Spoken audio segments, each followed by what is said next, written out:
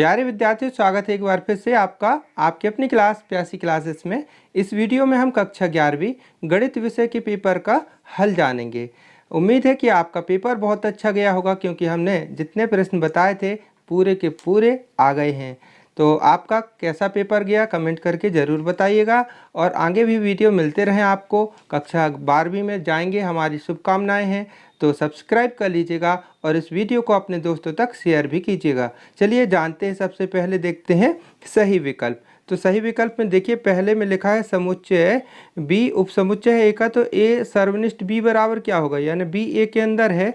तो स्वाभाविक है कि इन दोनों का सर्वनिष्ठ निकालेंगे तो बी आएगा, तो पहले का आंसर आ गया सी। अब दूसरा जो क्वेश्चन है, दूसरा क्वेश्चन में कहा है ए बराबर 1 2 और बी बराबर 3 4। तो ए से बी में संबंधों की संख्या कितनी होगी, तो इसका उत्तर आएगा प्यारे विद्यार्थी 16, है ना। फिर इसमें देखिएगा तीसरा क्वेश्चन है, दो रेखाएं परस्पर लंबवत होंगी तो उनके ढालों का गुणनफल यानी उनकी प्रवणताओं का गुणनफल m1 इंटू m2 बराबर कितना होता है। आप जान गए होंगे, इसका उत्तर आएगा सी। इसका उत्तर क्या आएगा, सी ऋण 1। फिर देखिएगा चौथा लिखा है आई की घात 4, यानी आईटा की पावर 4 है, तो इसका मान कितना होगा। बहुत इजी आया है वस्तुनिष्ठ, तो इसका मान भी प्यारे विद्यार्थी 1 आएगा। आप जान गए, यानी इसका उत्तर होगा बी, है ना। अब इसके बाद देखते हैं आगे। तो ये देखिएगा, ये छठवां क्वेश्चन आपको दिखाई दे रहा होगा। छठवां में लिखा है बिंदु 3 ऋण 2 5 की y अक्ष दूरी। तो y अक्ष दूरी कितनी होगी, तो यहाँ देखेंगे 5 का वर्ग करेंगे या 3 का वर्ग करेंगे, दोनों को जोड़ेंगे, अंडर रूट लगाएंगे तो 34, है ना, रूट 34 इसका उत्तर आएगा। अब यहाँ देखिएगा, इसके बाद ये सातवां क्वेश्चन में क्या कहा गया है, बहुत सरल है, 8वीं 10वीं का क्वेश्चन है। निम्नलिखित आंकड़ों का माध्य तो प्रेक्षणों को जोड़ दीजिएगा और इसमें भाग दे देंगे, तो इसका उत्तर आएगा देखिएगा सी। इसका उत्तर आएगा 9 सी, है ना। तो ये हो गए आपके क्या सही विकल्प, है ना। अब इसके बाद देखते हैं दूसरा प्रश्न, रिक्त स्थानों की पूर्ति कीजिए।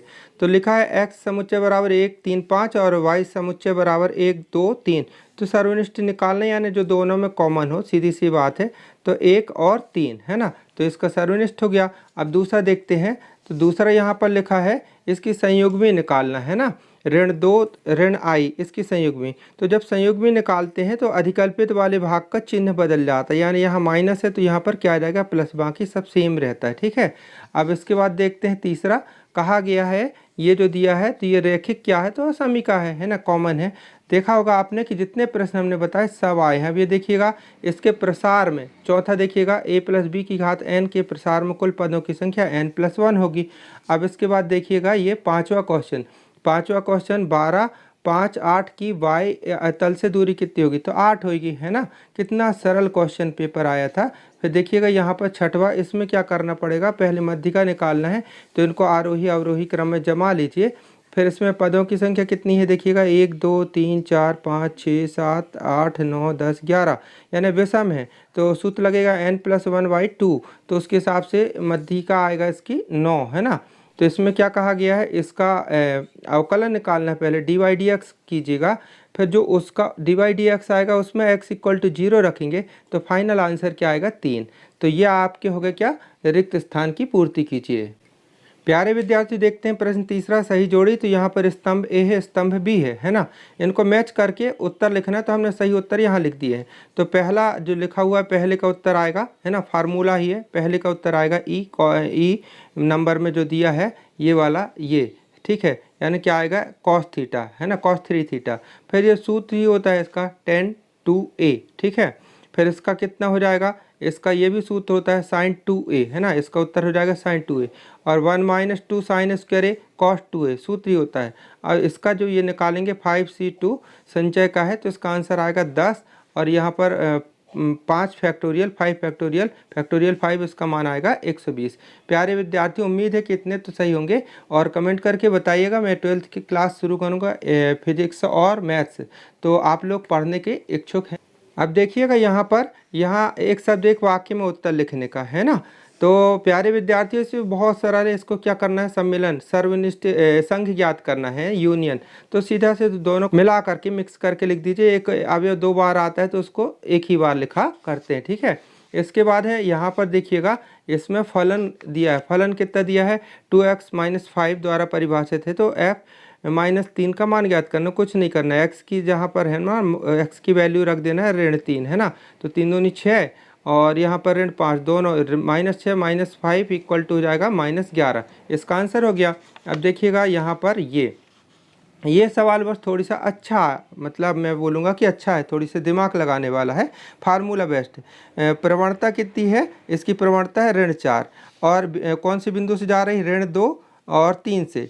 तो रेखा का समीकरण पूछा है तो सूत्र लगेगा y - y1 equal to m - x1। तो यहाँ पर देखिएगा ये y1 ये x1 है, ये y1 है ना, ये मान यहाँ पर भर देंगे। y1 का मान कितना आ गया 3, m का मान कितना है ऋण 4 और यहाँ जहाँ x लिखा है x का मान कितना है -2, तो माइनस माइनस लगाएंगे तो प्लस हो जाएगा, इस टाइप से आ जाएगा। अब इसको आप कैलकुलेशन करेंगे तो 4 का गुणा होगा यहाँ पर 4 एकम 4 x ये हो गया और 4 दूनी 8 ये हो गया, पक्षांतर करें 4x यहाँ गया तो प्लस का हो गया, y अपनी जगह पर है प्लस है और 8 इस साइड जाएगा तो प्लस का हो जाएगा, तो 3 में से घटेगा तो 5 यानी फाइनल आप इतना उत्तर भी लिख देंगे तो चलेगा। ये आंसर हुआ, ठीक है। अब देखते हैं यहाँ पर चौथा लिखा है a बराबर इतना b बराबर इतना, तो a क्रॉस b ज्ञात करना है। कुछ नहीं, 1 3 1 4 फिर 2 3 2 4 ये आ गया है ना। फिर इसके बाद देखिएगा पांचवा क्वेश्चन लिखा है कि ये बिंदु जो दिया है ऋण 5 3 0 किस तल पर है। तो प्यारे विद्यार्थियों ये XY तल पर है, ठीक है कि नहीं। अब यहाँ पर देखना ये कौन सा क्वेश्चन, छठवा में लिखा है यहाँ पर ये लिमिट का सूत्र दिया है, इसमें कहा है ये मान, इसका मान क्या होगा, तो फार्मूला ये इसका मान होता है n a की घात n-1, ठीक है। अब यहाँ देखिए ये कक्षा 10वीं का सवाल आ गया है ना। एक पासे को एक बार फेंकते हैं तो जो प्रतिदर्श समष्टि होती है क्या होती है, सभी संभव परिणामों का समुच्चय होती है। तो पासे को फेंकेंगे तो 1 2 3 4 5 6 यही आ सकता है ना, तो प्रतिदर्श समष्टि ये हो गया। तो प्यारे विद्यार्थियों ये भी आपसे बन ही गए होंगे। 12th यदि अच्छे स्कोर करना है तो अभी से आपको पढ़ना होगा, तो इसीलिए मैंने पूछा कि कितने लोगों को पढ़ना है। तो जितने लोगों को पढ़ने की अभी से इच्छा होगी तो उसके अकॉर्डिंग मैं अभी से बैच शुरू कर दूंगा रेगुलर फिजिक्स और मैथ्स के, ठीक है ना। अब देखते हैं प्यारे विद्यार्थी पांचवा क्वेश्चन, इसमें लिखा है सत्य असत्य बताइए।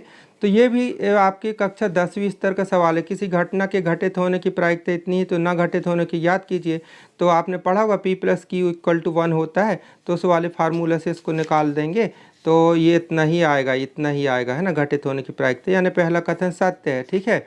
और दूसरा कथन भी इसका अवकलन करेंगे तो इसका अवकलन sin 2x ही आएगा, ये भी सत्य है, ठीक है ना। अब तीसरा देखिएगा, तीसरा भी दो सम्मिश्र संख्याओं का योगफल एक सम्मिश्र संख्या ही होती है, ये भी कथन सत्य है। फिर इसके बाद चौथा कि दो संख्याओं का समांतर माध्य उनके गुणोत्तर माध्य से छोटा होता है, तो ये वाला कथन बस यहाँ पर असत्य है। फिर आगे देखिएगा यहाँ पर पांचवा लिखा है a + b की घात n के प्रसार में a और b के घातांकों का योग n होता है, तो ये भी कथन सत्य है।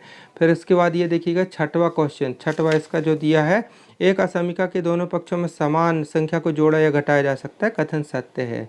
प्यारे विद्यार्थियों मैं जो पहल शुरू करूंगा नियमित क्लास की रेगुलर की, तो आप फीस की चिंता ना कीजिएगा। मेरा उद्देश्य फीस लेने का नहीं है, लेकिन हाँ ये है कि ये चाहते हैं कि आप लोग नियमित और अच्छे मन लगा करके पढ़ें, तो पढ़ाने में हमें आनंद आता है। फिर जो आपको सहयोग रहे तो दे सकते हैं, अथवा कोई ज़रूरी भी नहीं है ना। अब मैं आपको आगे का पेपर भी बता देता हूं, जिससे आप जिनका पेपर नहीं हुआ है उनके लिए इम्पोर्टेंट क्वेश्चन ऑलरेडी है और आपको पता भी चल जाएगा कि सेट से जो बताया हूं कितना आया है। तो ये देख सकते हैं, ये छठवा क्वेश्चन, ठीक है ना। छठवा क्वेश्चन ये है ना, इम्पोर्टेंट था, पूरा हम बताए थे, ये भी आया था। फिर ये देखिए ये भी आया अथवा सहित। फिर sin 15 का मान निकालना इम्पोर्टेंट बताया था, ये भी आ गया है ना। फिर यहाँ देखिए इसमें लिखा हुआ 8वां क्वेश्चन गुणात्मक प्रतिलोम ज्ञात करना, ये भी आया हुआ है, इम्पोर्टेंट जो बताए थे। मापांक ज्ञात करना, ये भी आया हुआ है। बिल्कुल जैसा बताए थे बिल्कुल A to Z ये वाला पेपर आया। अब यहाँ देखिए 9वां है ना, ये असमीका को हल करने के लिए आया, ये वाला क्वेश्चन हम बताए थे। प्यारे विद्यार्थी सब अनुभव से होता है ना, तो इसलिए हम जो प्रश्न बताते लगभग कवर हो जाता है। 10वां क्वेश्चन देख सकते हैं। फिर ये इलाहाबाद वाला ये हमने बताया था, ये भी आया हुआ है। फिर इसमें देखिएगा इसका प्रसार, इतने सारे सवाल थे उसमें से मैंने ये बताया था, ये भी आया है। फिर यहाँ पर देखें द्विपद प्रमेय की सहायता से विस्तार करें, इस टाइप से मैं दूसरा बताया था लेकिन उसी टाइप से सेम है, ये आया है, ठीक है कि नहीं। 12वां क्वेश्चन ये भी आया, ठीक है। फिर यहाँ पर देखिए इसमें अथवा ये है फिर इसमें कहा दो बिंदुओं के बीच की दूरी का सूत्र लगाना, कितना सरल क्वेश्चन दे दिया है यहाँ पर। और इसके अथवा में देखिए, अथवा में ये हमने कहा था ना समरेख सिद्ध करने के लिए आ सकता है, ये वाला आ गया क्वेश्चन, है ना। और यहाँ पर देखिए लिमिट वाले में ये वाला सवाल है, ये भी इम्पोर्टेंट था, ये भी हमने टिक किए थे, ये भी आया हुआ है। एक प्रकार से देख सकते हैं कि लगभग पूरा पेपर ही आ गया। हम तो देखे थे तो बहुत खुश हुए थे, लगता है कि अब क्या बताएं, है ना। अब यहाँ देखिए ये वाला प्रश्न, ये भी इम्पोर्टेंट है, ये भी हम बताए थे, ये भी आ गया। हाँ, प्रायिकता में ये वाला क्वेश्चन उसमें देखना, ये कक्षा 10वीं स्तर का है ना, ये भी इम्पोर्टेंट है। फिर इसके बाद है 3 सिक्के को उछाला जाता है, प्रति 10 समष्टि ज्ञात कीजिए। और फिर यहाँ पर ये 16वां क्वेश्चन देखिएगा समुच्चय वाले से, है ना, ये वाला प्रश्न जो सिद्ध करने के लिए था, तो ये 3 नंबर में आया। कितना सरल क्वेश्चन है। अब यहाँ देखिए समुच्चय में ये वाले प्रश्न को भी हमने टिक किया था, ये वाला भी आ गया। और यहाँ देखिए समांतर श्रेणी में ये वाला प्रश्न भी हमने कहा था, ये भी आ गया। अब क्या चाहिए, मतलब इतने कम प्रश्न बताने के बाद भी पूरा पेपर लगभग कवर हो गया है ना। बहुत खुशी की बात होती है, क्योंकि हम लोग भी पेपर सेट करने जाते हैं, समझ लीजिए। फिर यहाँ पर देखिए ये वाला क्वेश्चन है ना, तो ये वाला क्वेश्चन भी आ गया है, ठीक है कि नहीं। अब यहाँ देखें प्यारे विद्यार्थी, 8वां क्वेश्चन प्रथम सिद्धांत से अवकलन करना आया है, ये वाला प्रश्न है ना। यहाँ देखिए अवकलज गुणांक निकालना है, dy/dx करना है, ठीक है। इजी है, ज़्यादा कठिन नहीं है, बन गया होगा। फिर यहाँ पर देखिए 19वां क्वेश्चन में क्या कहा गया है, निम्नलिखित आंकड़ों से मानक विचलन ज्ञात करना, ये प्रश्न हम बताए थे। और फिर इसके अथवा में हम कहे थे कि एक वर्गीकृत आंकड़ों के लिए भी आ सकता है, तो वही प्रश्न इसमें भी आ गया है। देखिए ये वाला है ना, वर्गीकृत आंकड़े जब दिए रहते हैं तो इसमें माध्य और माध्य प्रसरण ज्ञात करना है, ये भी प्रश्न हमने टिक किए थे, चिन्हित किए थे। त्रिकोणमिति में देखते हैं तो ढेर सारे सवाल थे, उसमें हमने ये वाला चिन्हित किए थे, ये वाला आ गया है ना। इसका अथवा भी आ गया है ना, इसका अथवा भी आ गया। आप कहेंगे कि सर पेपर आप ही बनाए हैं, अब आप समझ सकते हो गया, अनुभव से होता है। अब यहाँ पर देखिएगा ये वाला सवाल है ना, इसमें ये भी इम्पोर्टेंट था। और यहाँ पर देखना है इसके अथवा का ये वाला क्वेश्चन है, ये थोड़ी सा बड़ा है ये वाला क्वेश्चन, है ना, ये वाला। फिर यहाँ देखना है 22वां क्वेश्चन भी सरल ही कह सकते, ज़्यादा कठिन नहीं है, ये भी आया हुआ है, इम्पोर्टेंट जो चिन्हित किए थे उससे। और इसके अथवा का देखें ये वाला जो क्वेश्चन था, ये तो बहुत सरल है और हमने इसको कहा भी था कि इम्पोर्टेंट है, इसको कर लीजिएगा। फिर दो रेखाओं के बीच का कोण ज्ञात करना, हमको इसकी उम्मीद नहीं थी क्योंकि बहुत सरल है, फिर भी आ गया ये वाला क्वेश्चन। लेकिन इसके अथवा का क्वेश्चन जो हमने चिन्हित किए थे ये भी आया है, ये बहुत बड़ा है लेकिन, है ना, पर बन गया होगा, सरल है, ठीक है कि नहीं। ये देखिएगा ये पूरा क्वेश्चन है, तो सभी प्रश्न तो आए हैं, है ना। तो प्यारे विद्यार्थी, उम्मीद है कि आपका पेपर भी बहुत सरल आया होगा, बहुत सरल आपसे बन भी गया होगा। तो आपने कितना सही किया कमेंट करके ज़रूर बताइएगा। आगे जो हम केमिस्ट्री का आपका पेपर होने वाला है उसके इम्पोर्टेंट क्वेश्चन हमने प्यारे विद्यार्थी दे दिए हैं। चैनल की प्लेलिस्ट पर जाइएगा, प्लेलिस्ट पर देखिएगा तो वहाँ पर केमिस्ट्री के भी इम्पोर्टेंट क्वेश्चन के वीडियो उपलब्ध हैं, है ना। तो उससे देख करके आगे आप केमिस्ट्री की भी तैयारी कर सकते हैं। इसी वीडियो के बिल्कुल आखिरी में हम लगा देंगे, तो एंड स्क्रीन से भी आप टच करके देखेंगे तो केमिस्ट्री का वीडियो प्ले हो जाएगा। प्यारे विद्यार्थी, मिलते हैं बहुत जल्दी अगले वीडियो में, तब तक के लिए बाय, थैंक यू, जय हिंद।